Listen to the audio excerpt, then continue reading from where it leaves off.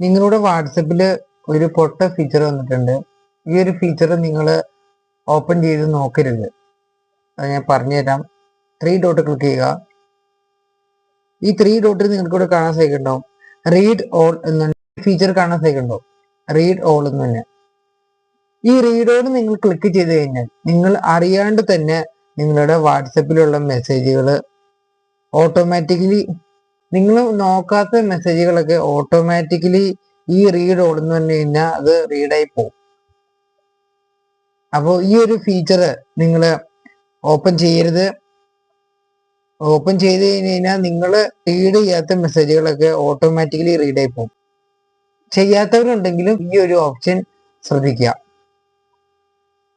എല്ലാവർക്കും വീഡിയോ ഇഷ്ടപ്പെട്ടെങ്കിൽ video like, share, subscribe, comment.